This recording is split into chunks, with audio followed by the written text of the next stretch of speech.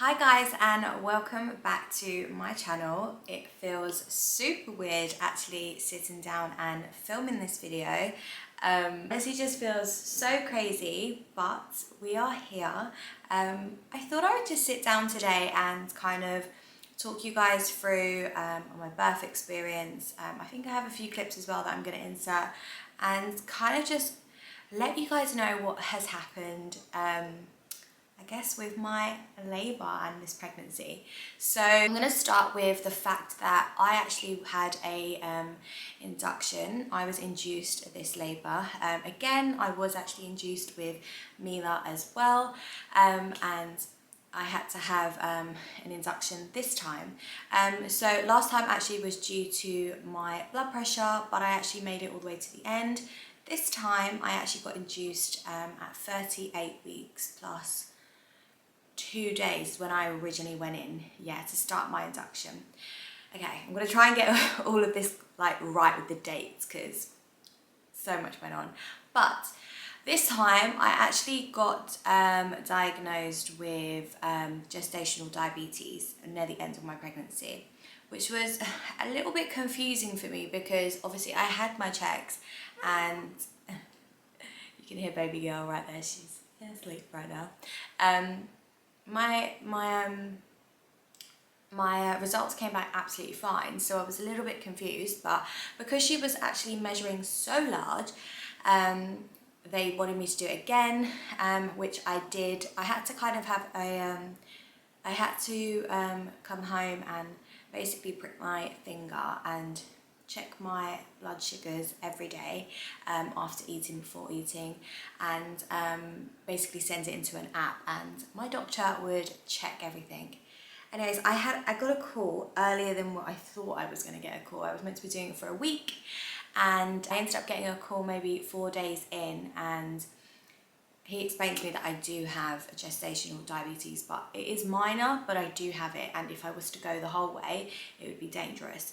So I then was booked in for an induction, and that was my start to that process. So I go in and I have to be there at 4 p.m. on, what date did I think I went in? Let me just double check. So I actually went in on the 17th of February.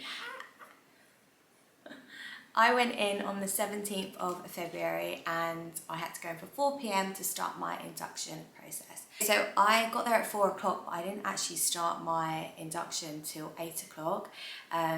They did apologise so many times. Obviously there was a lot of people that day, so it meant waiting of quite a few hours and just seeing what was going on. So anyways, 8 o'clock comes and the new midwives change over. If you didn't know, they change from 8 o'clock and then the new midwife comes into 8. But anyways, they first wanted to start me with a pessary, I'm pretty sure. And I remembered actually having the same thing with Mila, so I was like, yeah, that's fine if that's what you think's best. So I ended up having that. When she was actually inserting it, oh my god, it was so uncomfortable. I do not remember it being that uncomfortable with Mila.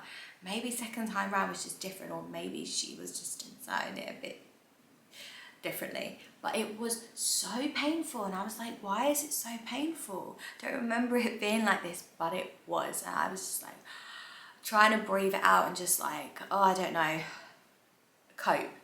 But I couldn't cope. It was so painful.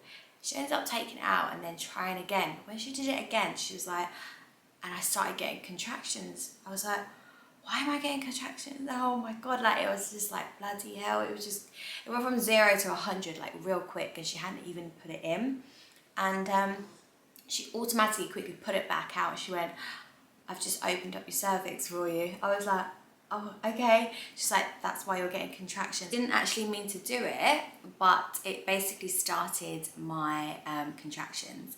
So she said that you no longer can go for this because it would just be too intense for you, and it would just be too intense for the baby and too much for them, the midwife team.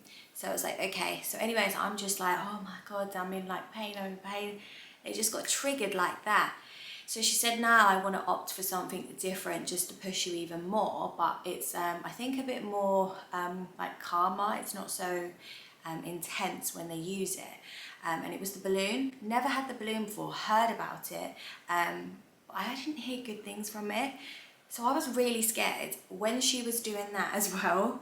My God, for some reason, it was just so uncomfortable. It was so painful, but she managed to do it. And I was just like, thank God for that. Because where she tried so many times the first time, I was so worried that I was going to feel so much pain the second time, but it was fine. She managed to get it in, but my God, when that went in as well, I was in so much pain because the contractions just got worse. They were closer together as well. So things were moving very, very quickly at this point. I think I managed to keep it in for 40 minutes and it's meant to stay for 24 hours because I just couldn't deal with the pain and my contractions just kind of went from 0 to 100 really, really quickly. More quicker than they would have if I didn't have my cervix opened. It probably would have been a slower process, but as I had a head start, it went a little bit quicker. So she ended up taking it out and she told me, right, now you've got nothing in you, just try and have a few hours of sleep and we'll get you to the labour ward tomorrow. So at this point when she checked me, I was 3 centimetres dilated. The next day comes, I wake up at 6 a.m. I'm ready to move over to the other side because in the hospital that I was in, you couldn't go over until you was to the labour ward until you was 3 centimetres dilated, which they were then going to start my breaking waters process. So, by the way, I've got a Joe in the juice. I've never had this one, and the lemon in it is so sour, but I love it. I've been told it will make sense to you guys in a second, but I have a very, very, very low iron at the moment, so I have to have a lot of greens, so I've got my juice. But yeah, so next day comes and at about 10 a.m. I get to go over to the labour ward and I am absolutely buzzing. Like, I'm so excited. I'm like, today's gonna be the day. So this is Saturday. So I'm over there at 10 a.m, meet my midwife. She was so lovely, really sweet. And I always get worried, like thinking, what if I don't like the midwife? What if they're like mean? But all midwives are lovely and she was lovely as well. So we started the process of talking about breaking my waters. So baby girl was actually quite high. I could feel her so far up. I was like in agony. I was like, oh my gosh, she's so freaking high up. But because she was high up, they was a little bit concerned. So they wanted to break my waters, obviously to get things going, because they really wanted to induce me because of my diabetes and they just wanted to get things rolling. I said to them I didn't want anything to start until I had epidural because I was so scared I was going to be in so much pain because things are happening quickly. I knew that I was going to be in a bit more pain. So I opted for epidural straight away. So that is what I got, and miracle. Honestly, miracle. I don't know what I would have done without epidural, but I had that.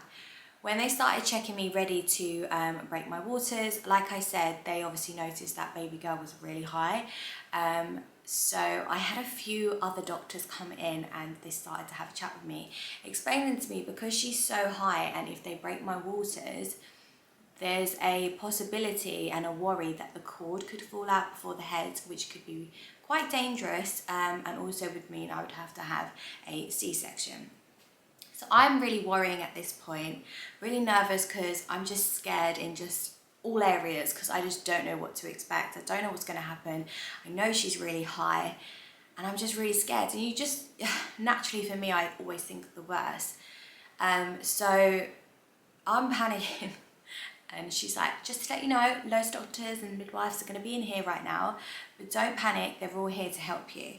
So they all come in and my midwife breaks my waters with the doctor, and then I've got 2 midwives beside me.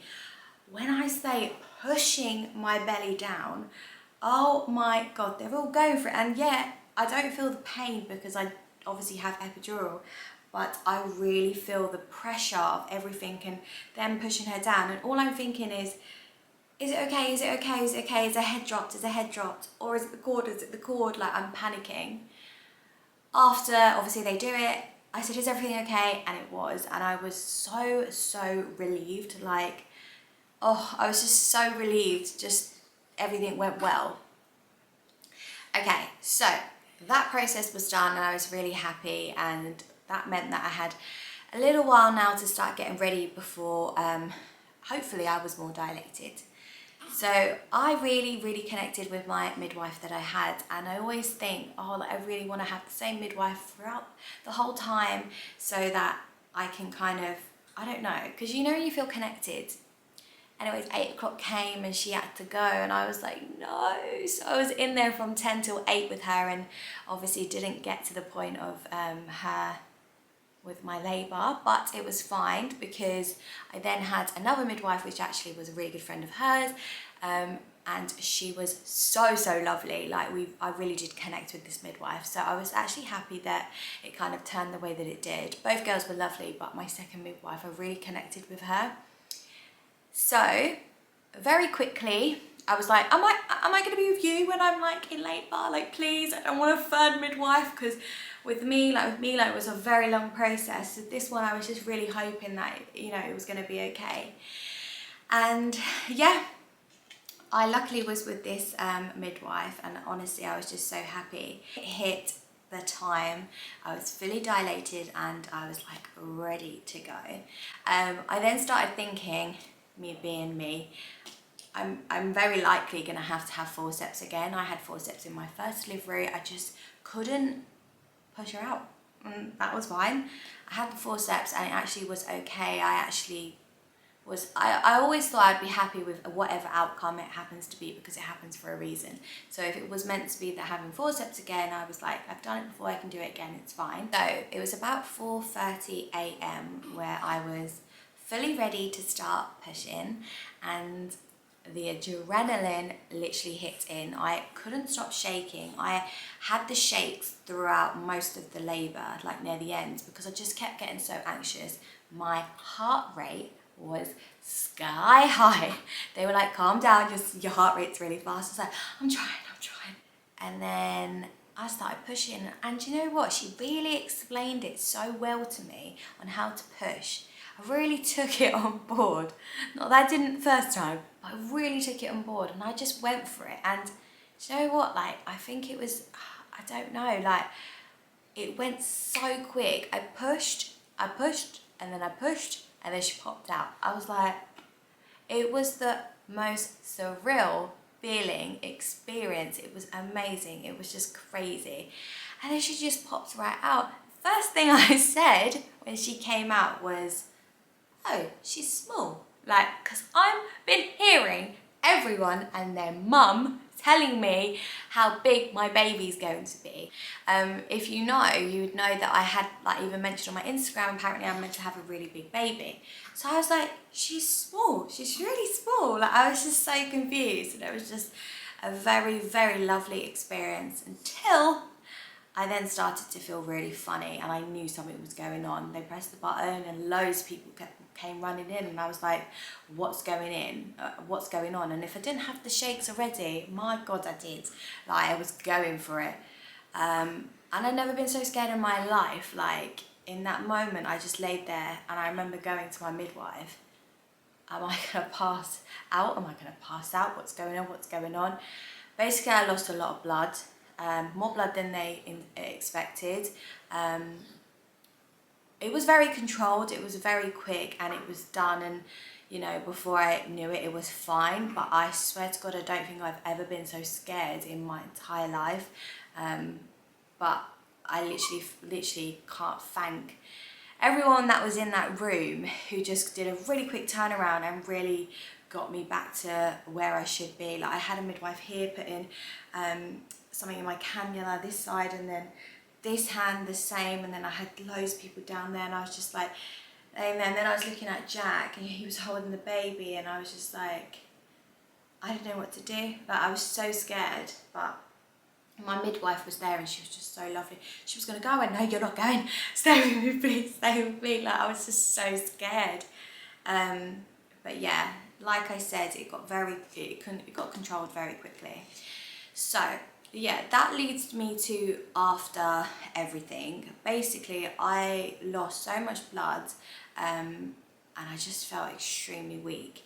When the epidural and that started to wear off, because I had to go to the intensive care unit, I started to feel really, really ill. They put me on loads of different drips, and obviously I was on like loads of medication to just help with how I was feeling. But yeah, so that kind of brings me to now. I'm on antibiotics that I've got to take for 10 days. An injection I have to pop in my leg every day to help with not getting blood clots. I also have my iron tablets that I take every day, and I have to go back on Saturday to go and get a drip for my iron as well, because it's that low. Bless her, I can just hear her in the back. But yeah, I'm feeling okay. Definitely as each days are going by, I am feeling more like myself. I would literally not change anything that happened in my labour, because I just think that everything honestly just happens for a reason. Like even though I was actually petrified in that moment, I now look back and go, I would do it over again. Like it's just the most surreal experience, and at the outcome I've got a beautiful baby girl, and honestly I'm just so happy. But I hope that kind of explains a little bit of my birth story. If I look extremely tired, I'm getting there. I am starting to feel myself, and yeah, I brought baby girl home and I could not wait for Mila to see her. I was so excited. I captured it a little bit, which I'll show you guys in the next video. But seeing them both together, can't believe it. Our due date's not even here yet and she's here. It's crazy. I was actually due on the 1st of March and she came on the 19th of February. So she's a little bit early, and baby girl was £7.5. Not big after all. So I was very confused. So don't always believe your scan sizes, because clearly, you know, she's £7.5, Mila was £8.5. So I was just so confused. They never told me Mila was going to be big, but they constantly told me that baby girl was, and £7.5 to me is not big. I was just like, what? But yeah, she's been checked and stuff for her diabetes and stuff, because that is something that needs to be checked. I think they do that regardless anyway, but obviously they needed to double check with her, because obviously I had diabetes, but she's all good, I'm all good. I just have to have a checkup in 6 weeks, and I think everything's going to be okay. As soon as my iron just comes back, I'll be rolling in energy, and I just can't wait. I have got another video that I'm going to bring out for you guys, seeing baby girl, and talk a little bit more about her. Obviously you'll see what she looks like, and I will let you know her name. I know I haven't mentioned her name yet, but I don't know. When I feel like the right time will be, then I will announce it. But I do want to do like a special video, just for my memory as well, just kind of having baby girl revealed to you guys, as well as like a memory for me to have, because I've captured some stuff there as well. So I'm going to put it all together and you guys will see. And also obviously Mila meeting baby girl as well. I love watching people's videos, just purely to who are going through what I went through, especially like being induced. Not everybody is induced, and I am. And even though I did say to you it was pretty painful or not, with Mila it wasn't.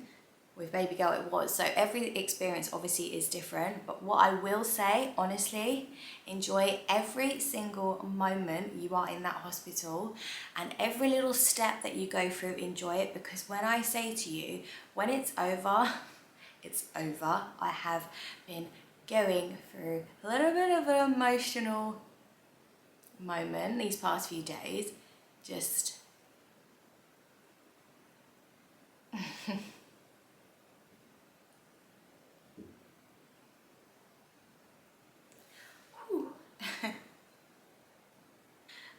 yeah, going through it, but I'm so happy, like she's here now, and just enjoy now having her within our family, and yeah, just making memories and enjoying our life together as a family. But I'm gonna end it here before this video just goes like, I'm holding back right now. But yeah, enjoy every single moment, honestly, every single moment. If that's my one piece of advice to you, because you will like miss every minute of it, to be honest. I miss even laying in the bed when it was the worst moment that I thought I was going through. I even missed that because it was just like the whole process. But yeah, I hope you guys enjoyed this video. I didn't even drink my juice. I'm gonna drink it now and down it. I hope you guys enjoyed this video, and I hope you're looking forward to the next one that I bring out. Thank you so much for the love that I have received on announcing that she was here. It honestly means so much to me. And yeah, when you guys see her, it's crazy. She looks like Mila, but she doesn't. Apparently she's me, very me. So you guys will see. But I'm going to leave the video here. I really hope you guys enjoyed it, and I will catch you guys in my next one. Thanks for watching. Bye.